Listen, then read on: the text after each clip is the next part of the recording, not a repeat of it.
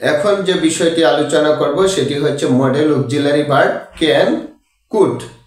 আর এটি খুবই important general অথবা এন অ্যাডমিশন টেস্ট অথবা স্পিকিং এর জন্য আমরা প্রত্যেকটি ক্ষেত্রেই আমাদের এই ক্যান এবং কুড জানা আবশ্যক।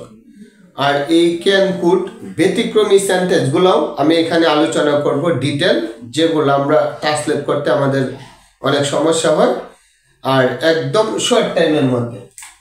তাহলে লক্ষ্য করেন, প্রথমত এবিলিটি অর্থাৎ যোগ্যতা বোঝাতে আমরা ক্যান ইউজ করব।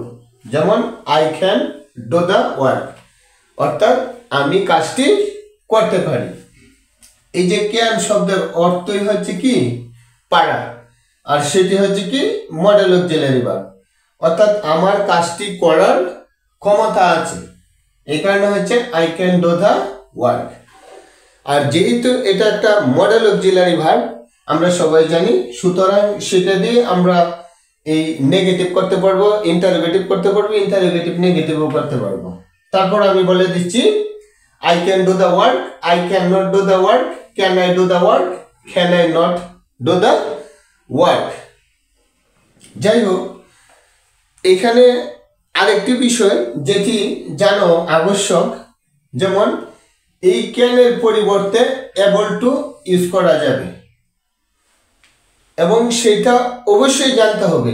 কেননা যখন ট্রান্সলেটগুলো আসবে, যেমন আমি কাজটি করতে পারি, আমি কাজটি করতে পারবো, আমি কাজটি করতে পেরেছিলাম, আমি কাজটি করতে পেরেছি, অর্থাৎ ব্যতিক্রমী সেন্টেন্সে যখন চলে যাবে তখন আমার অবশ্যই এই এবল টু জানা থাকতে হবে। এই কারণে আমি এই এক্সাম্পলটা এখানে এনেছি, যেমন I am able to do the work. এখন ক্যান শব্দের অর্থ পারা, এই পারা কথাটিও প্রকাশ করতে হবে এবং অক্সিলারি ভার্বের অর্থ যেহেতু প্রকাশ করে। এখন যদি ক্যান ইউজ না করি তাহলে আমরা ইউজ করব এবল।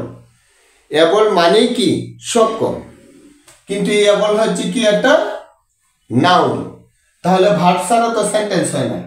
এই কারণে এম, এম মানে কি হই, অর্থাৎ আমি হই এবল, অর্থাৎ আমি সক্ষম হই। এই যে টু ডু দ্য ওয়ার্ক, কাজটি করতে। এখন এই যে দুইটা ভার্ব পাশাপাশি বসে না, শেষে ভার্বের পূর্বে কি টু বসছে, এই কারণে এবল টু ইউজ করতে হবে।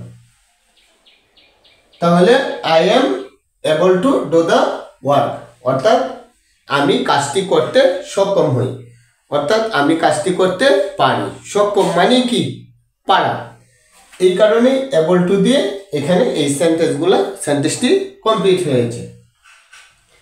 এখন আসা যাক কুড।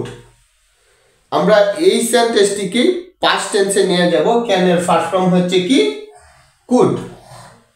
এখন যদি বলা হয় আমি কাজটি করতে পারতাম, অর্থাৎ এখন করি না, কাজটি শেষ হয়ে গেছে, পূর্বে করার ক্ষমতা ছিল, অর্থাৎ পারতাম। এই কারণে I could do the work, সেটি হচ্ছে কি পাস্ট টেন্সে, অর্থাৎ আমি কাজটি করতে পারতাম, সেটা এখানে যোগ্যতা বুঝিয়েছে। আরেকটি হচ্ছে কি পারমিশন, অর্থাৎ অনুমতি অর্থে আমরা ক্যান ইউজ করতে পারি, সেটা স্পিকিং এর জন্য খুবই একটা ইম্পর্টেন্ট পার্ট। তাহলে দেখেন, ক্যান আই গো আউটসাইড, আমি কি বাহিরে যেতে পারি, এই যে অনুমতি অর্থে আমরা ক্যানটা ইউজ করেছি।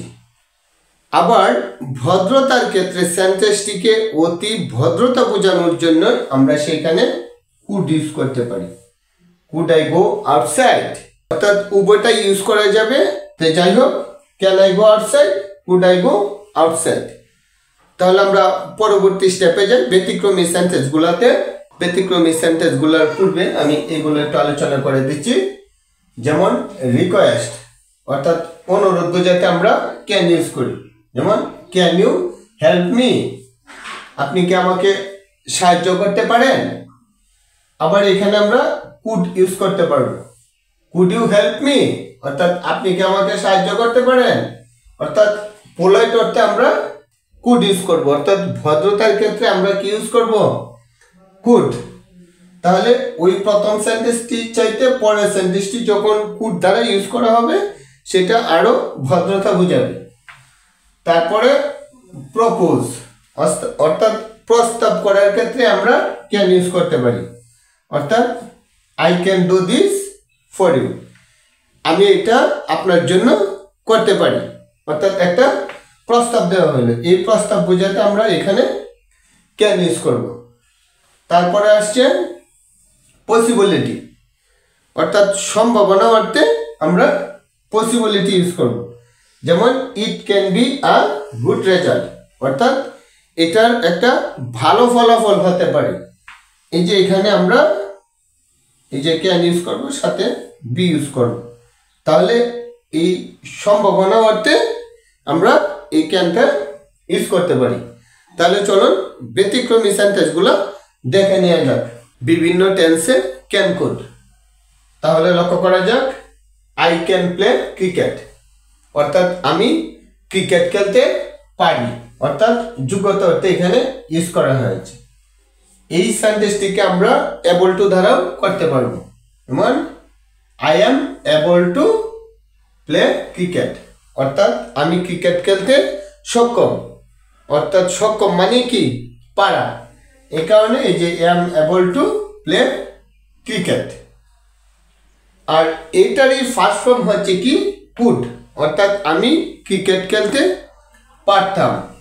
তাহলে এই যে আই কুড প্লে ক্রিকেট, সেটা পাস্ট টেন্সের সেন্টেন্স।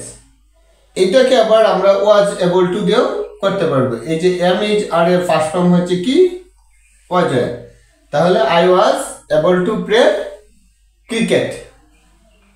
এটা আবার এইভাবেও করা যাবে, I could have played cricket. আমরা যদি কুডের সাথে হ্যাভ ইউজ করি তাহলে ভার্বের পাস্ট পার্টিসিপল ফর্ম দিতে হবে, কারণ হ্যাভ হ্যাজ এর পরে all time past participle form হয় ভার্ব আসলে। এই কারণে আমরা হ্যাভ হ্যাজ এর পরে কি দেব, ইউজ করব ভার্বের পাস্ট পার্টিসিপল ফর্ম। এখন একটা বিষয় আছে, দুইটা বার পাশাপাশি কখনোই বসে না, একমাত্র হ্যাভ বসতে পারে এই যে পাশাপাশি, আর বাকি দুইটা বার পাশাপাশি বসে না। এই কারণে এখানে এম দেওয়া হয়েছে, ক্যানের পরে কিন্তু এম আসে নাই, আর পারার অর্থ তো এবল টু দ্বারা প্রকাশ করাই হয়েছে। যাই হোক, আমরা আরো কিছু এক্সাম্পল আরো ব্যতিক্রমী দেখি। তাহলে আরেকটি সেন্টেন্স হচ্ছে আমি ক্রিকেট খেলতে পারবো, অর্থাৎ ফিউচার টেন্স। তাহলে ক্যান এবং কুডের কোনো ফিউচার ফর্ম নেই, তাহলে আমরা কিভাবে করব সেই সেন্টেন্সটি, যেমন আই উইল, ফিউচার টেন্সের অক্সিলারি ভার্ব হচ্ছে কি উইল, তাহলে আই উইল। আর এই যে পারার অর্থ হচ্ছে কি সক্ষম, কিন্তু সক্ষম হচ্ছে কি একটি নাউনের ভার্ব। তাহলে ফিউচার টেন্সের গঠন প্রণালী হচ্ছে subject plus shall will plus ভার্বের প্রেজেন্ট ফর্ম। তাহলে সক্ষম তো ভার্ব না, সেটা হচ্ছে কি নাউনের ভার্ব। তাহলে আমরা সেটাকে ভার্ব বানিয়ে নিতে হবে। এই কারণে এখানে দেওয়া হয়েছে কি বি, বি মানে কি হওয়া, অর্থাৎ সক্ষম হব। এই যে শ্যাল উইলের পরে ভার্বের প্রেজেন্ট ফর্ম দেওয়া হয়েছে কি বি, এই বি মানে কি হওয়া। এই কারণে একসাথে বলা হয় আমরা ইউজ করব be able to. To use করব এই কারণে, কারণ আরেকটি ভার্ব আসবে সেইখানে, এই কারণে বি এবল টু। আমি পারবো, কি পারবো, এই যে খেলতে পারবো, অর্থাৎ ক্রিকেট খেলতে পারবো। I will be able to play cricket. এই যে আবার সক্ষম, আর সক্ষম মানে কি পারা। তাহলে আমরা ওই ধরনের ট্রান্সলেট আমরা কি করব, ঠিক এইভাবে করে নেব। তারপরে আসতেছে আমি ক্রিকেট খেলতে পারতেছি, অর্থাৎ কন্টিনিউয়াস টেন্স। তাহলে আমরা কন্টিনিউয়াস টেন্স কিভাবে করব, তাহলে কন্টিনিউয়াস টেন্স এম ইজ আর ব্যতীত কন্টিনিউয়াস টেন্স হবে না। তাহলে আমরা এই কারণে দিব কি এম, তাহলে আয়ের সাথে ইউজ করব এম। আবার ভার্বের সাথে আইএনজি যোগ না করলে কখনোই কন্টিনিউয়াস টেন্স হবে না। এই কারণে এই যে এবল, আমরা এই যে এখানে যে শিখিয়েছিলাম বি এবল, তাহলে এই যে বি সাথে আইএনজি এখানে যুক্ত করা হয়েছে, অর্থাৎ I am being able to play cricket. তাহলে আমরা আরো কয়েকটি एग्जांपल দেই ব্যতিক্রমী। তাহলে প্রেজেন্ট পারফেক্ট টেন্স আমরা একটা एग्जांपल দেই, আমি ক্রিকেট খেলতে পেরেছি। তাহলে এই যে প্রেজেন্ট পারফেক্ট টেন্সে হ্যাভ হ্যাজ আর ভার্বের পাস্ট পার্টিসিপল ফর্ম। তাহলে আই হ্যাভ বিন, এই যে এবল বি এবল পূর্বে যে আমরা আলোচনা করেছিলাম, আর এখানে ভার্বের পাস্ট পার্টিসিপল ফর্ম। কারণ প্রেজেন্ট পারফেক্ট টেন্সের গঠন প্রণালী হচ্ছে হ্যাভ হ্যাজ প্লাস ভার্বের পাস্ট পার্টিসিপল ফর্ম, অর্থাৎ subject plus have has plus ভার্বের past participle form plus object. তাহলে এই যে এখানে হচ্ছে কি বিন, তারপরে এবল টু প্লে ক্রিকেট। আমরা সর্বশেষ एग्जांपल দিচ্ছি পাস্ট পারফেক্ট টেন্সে, অর্থাৎ আমি আসার পূর্বেই সে এখানে আসতে পেরেছিল। তাহলে পাস্ট পারফেক্ট টেন্সের অক্সিলারি ভার্ব হচ্ছে হ্যাড আর ভার্বের past participle form be past participle form been. তাহলে হি হ্যাড বিন এই যে able to come here before I came. অর্থাৎ এখানে অবশ্যই মনে রাখতে হবে future indefinite tense, present continuous tense, present perfect tense, present perfect continuous tense, past perfect continuous tense. ওই সমস্ত টেন্সে ক্যান কুড ব্যবহৃত হয় না। ক্যান কুডের পরিবর্তে আমরা কি ইউজ করব, এই যে এবল টু ইউজ করব। এবল টু ইউজ করে এই যে অন্যান্য ভার্বগুলো দিয়ে এই যে পারার অর্থটা আমরা এই এবল দিয়ে প্রকাশ করব।